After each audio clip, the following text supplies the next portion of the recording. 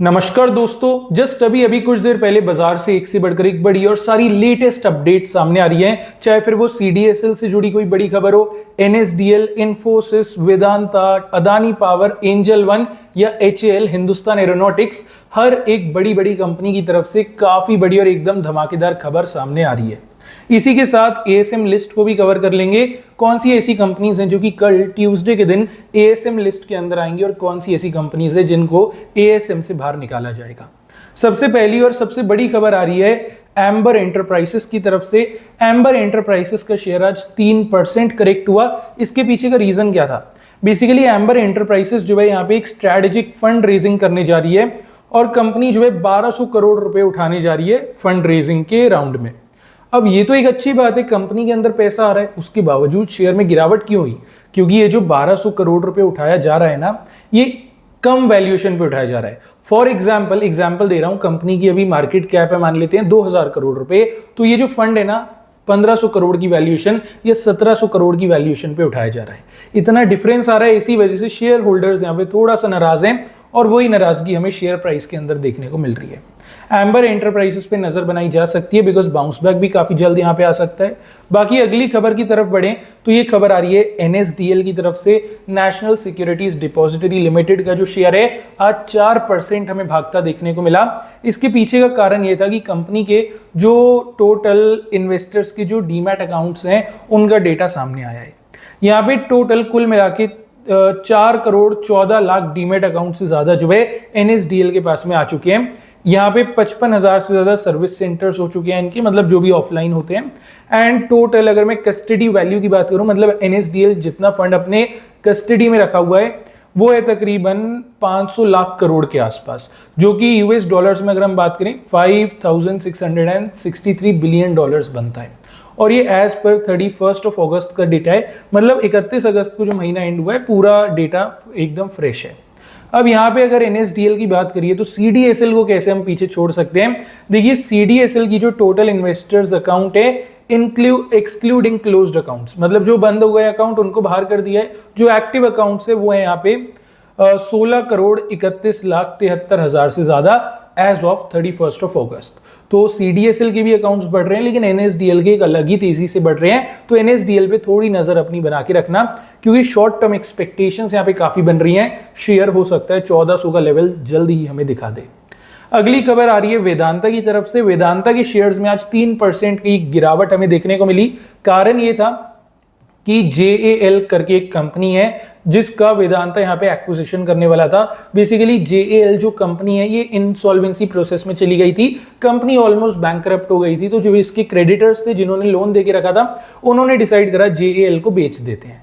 अब बिड यहाँ पे करी गई, वेदांता ने सबसे ज्यादा बिड करी थी 17,000 करोड़ रुपए की, जिस वजह से अब जेएएल जो है वेदांता के पास आ जाएगी और वेदांता को 17,000 करोड़ रुपए देने पड़ेंगे। अब इन्वेस्टर्स यहाँ पे नाराज इसलिए हैं बिकॉज वेदांता के पास इतना कैपिटल नहीं है कि 17,000 करोड़ इतनी इजीली कंपनी पे डिप्लॉय करा जा सके। इसके अलावा जेएएल अपने आप में एक कॉन्ट्रोवर्शियल कंपनी है, मतलब काफी केसेस इन पे चल रहे हैं जो कि जाहिर सी बात है वेदांता भी ट्रांसफर होने वाले हैं। दिक्कत हो सकती है, इसी वजह से इन्वेस्टर्स थोड़े से नाराज हैं, जिसका इफेक्ट हमें वेदांता के शेयर पे बखूबी देखने को मिल रहा है। अगली खबर की तरफ बढ़े तो ये खबर आ रही है अदानी पावर की तरफ से। अदानी पावर का शेयर आज 5% हमें भागता देखने को मिला। कारण सिंपल था, बेसिकली अदानी पावर ने एक काफी बड़ी डील करी है भूटान के अंदर, और भूटान के अंदर अब अदानी पावर जो है अपने प्लांट्स लगाएगा, वहां पे डेवलपमेंट करेगा। और क्योंकि ग्लोबली कंपनी एक्सपैंड कर रही है, इसी वजह से इन्वेस्टर्स थोड़े से खुश हमें नजर होते देखने को मिल रहे हैं। अगली खबर की तरफ बढ़े तो ये खबर आ रही है एशियन एनर्जी सर्विसेज की तरफ से। एशियन एनर्जी सर्विसेज का जो शेयर है 13% आज करेक्ट हुआ। रीजन ये था कि कंपनी ने मर्जर अनाउंस कर दिया है ऑयल मैक्स एनर्जी के साथ। अब यहाँ पे इन्वेस्टर्स खुश नहीं है बिकॉज मर्जर से जो है एशियन एनर्जी सर्विसेज को उसकी कोर वैल्यू नहीं मिलेगी और ऑयल मैक्स एनर्जी को ज्यादा फायदा यहाँ पे होने वाला है। इस मर्जर की वजह से, अनाउंसमेंट की वजह से 13% की गिरावट शेयर के अंदर हमें देखने को मिली है।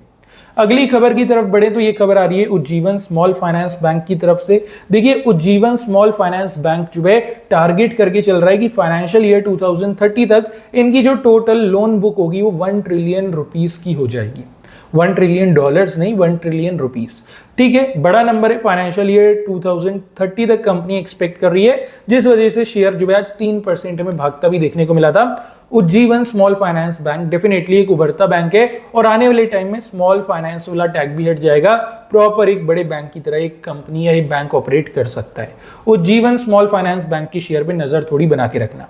अब वीडियो के अंदर इस पार्ट तक आ गए हैं तो जरूर कुछ ना तो अच्छा आपको लगा ही होगा। वीडियो को लाइक जरूर से करना, चैनल को सब्सक्राइब कर देना। इससे होगा ये, जैसे ही कोई भी लेटेस्ट वीडियो में पोस्ट करता हूं सबसे पहले नोटिफिकेशन आपको मिलेगा।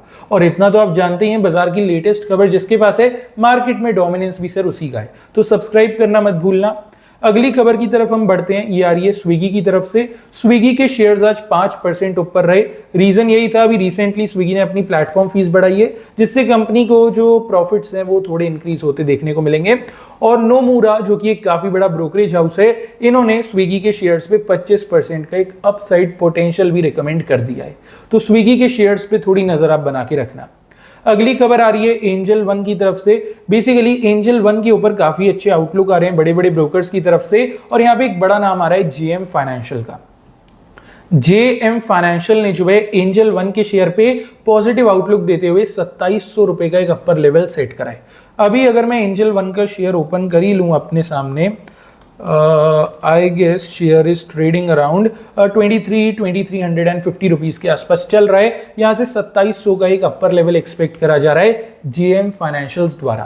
अब बताया गया है जेएम फाइनेंशियल्स एक्सपेक्ट कर रहा है कि एंजल वन की जो प्रॉफिट्स हैं उनके अंदर हमें काफी जल्द काफी अच्छी रिकवरी देखने को मिलेगी, जिस वजह से शेयर भी काफी अच्छे से इंप्रूव करेगा और इवन कंपनी का शेयर अपने सपोर्ट लेवल के आसपास में भी घूम रहा है। अगली खबर आ रही है पूरे के पूरे डिफेंस सेक्टर की तरफ से।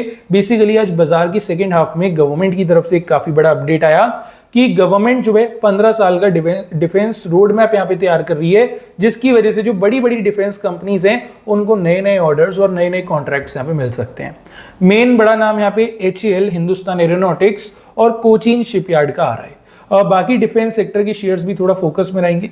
लेकिन अगर मैं थोड़ा डिटेल में बताऊं, आज 8 तारीख को जो है ये 15 साल के एक डिफेंस मॉडरेशनाइज प्लान का थोड़ा सा अनाउंसमेंट किया गया था, जिस वजह से डिफेंस मिनिस्ट्री भी थोड़ा फोकस में है इन कंपनीज को लेकर के, बिकॉज नए ऑर्डर्स आएंगे, नए कॉन्ट्रैक्ट्स यहाँ पे हो सकते हैं। और इसी वजह से आज साइन DLM का शेयर तकरीबन 7% भागा, वहीं डेटा पैटर्न्स का शेयर 2.5% भागा।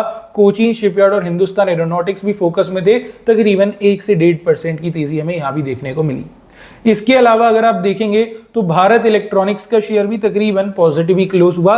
तो बेसिकली ये बड़ी कंपनीज हैं जो कि डिफेंस सेक्टर से बिलोंग करती हैं, इन पे थोड़ी आप नजर बना के रखना। हो सकता है आने वाले दिनों में कुछ ना कुछ पॉजिटिव खबर जो है हमें इन कंपनीज को की तरफ से देखने को मिल जाए। बाकी अगली खबर की तरफ बढ़े तो ये खबर आ रही है अदानी ग्रुप की तरफ से। अदानी ग्रुप ने काफी बड़ा टारगेट यहाँ पे रखा है।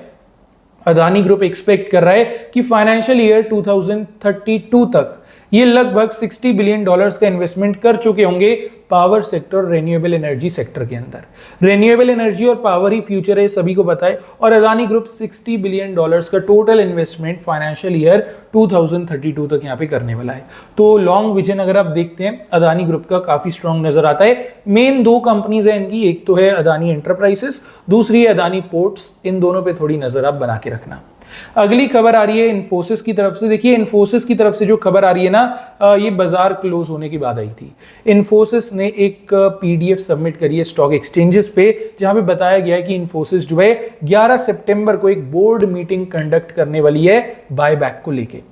11 तारीख को बोर्ड मीटिंग रखी गई है, उसके अंदर बायबैक का डिसीजन अप्रूव हो सकता है। ये काफी बड़ी चीज है इन्फोसिस जैसी कंपनी के लिए। तो कल इन्फोसिस डेफिनेटली फोकस में रहेगी और 11 तारीख तक इन्वेस्टर्स की नजर में इन्फोसिस का शेयर जरूर रहेगा। तो इन्फोसिस पे थोड़ी नजर आप अपनी बना के रखिएगा। अब ये तो चलिए बड़ी कुछ न्यूज हो गई, बड़ी अपडेट्स हो गई। ASM लिस्ट की ओर बढ़ते हैं।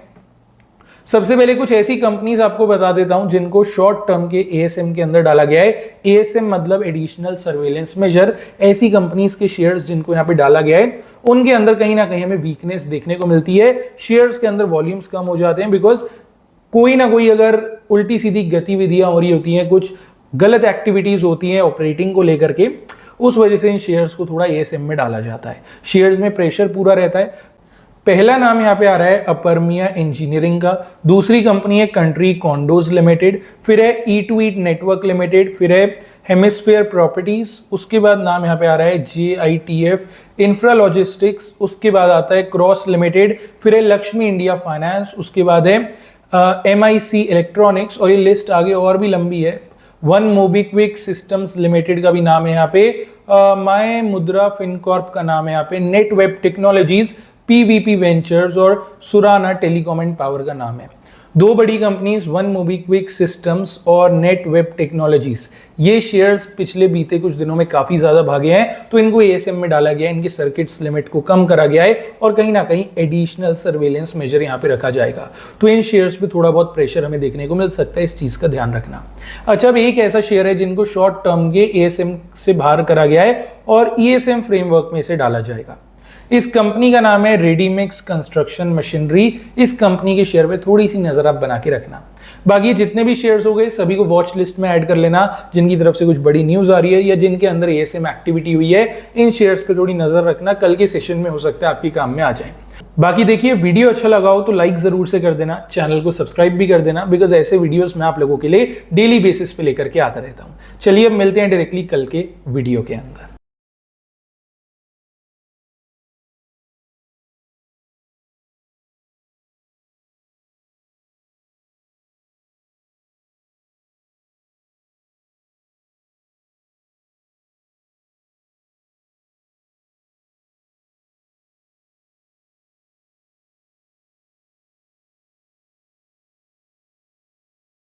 बाकी देखिए, वीडियो अच्छा लगा हो तो लाइक जरूर से कर देना, चैनल को सब्सक्राइब भी कर देना, बिकॉज ऐसे वीडियोस मैं आप लोगों के लिए डेली बेसिस पे लेकर के आता रहता हूँ। चलिए अब मिलते हैं डायरेक्टली कल के वीडियो के अंदर।